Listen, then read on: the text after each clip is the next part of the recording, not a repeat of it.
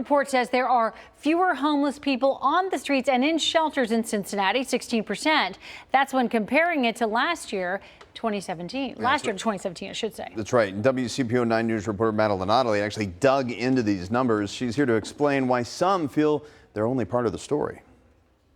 Douglas Bronstein and his wife have been married almost 3 decades. 28 years. 28 years, yeah. They've lacked stable, long-term housing almost the whole time. We've been at Greyhound for a couple days, and last night we slept at a bus stop.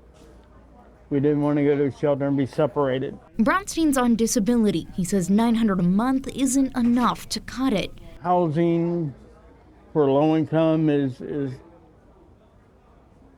not good. Too many hoops and then the waiting list is too long. Cycle's been going on for years. My family's just given up on me. Here for a hot meal at Our Daily Bread.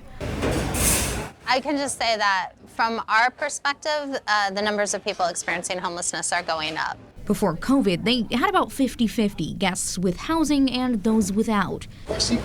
Now the scales tipped and meal numbers are up too. I think people still haven't recovered from COVID. Her experience contradicts the results of a new report that shows the number of homeless people in Cincinnati has dropped. Down 16% between 2022 and 2017, including people in shelters and those on the streets.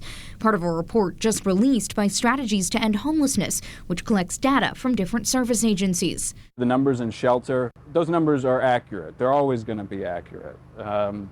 But it only tells a portion of the story. Josh Spring with the Homeless Coalition says it's impossible to count everyone. Outreach workers can't possibly find everybody. The report shows a 27% drop of unsheltered people from 2020 to 2022.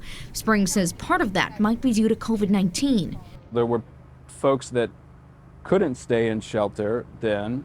If today we opened up 200 more beds, they'd be filled because there's 200 people who need them. People like Bronstein, he hasn't slept well in days. People just think that, we're all drunks and drug addicts.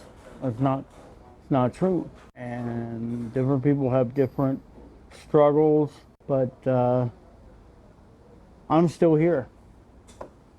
And I'm gonna keep trying to get my life how I want it. In Over the Rhine, Madeline Ottley, WCPO 9 News.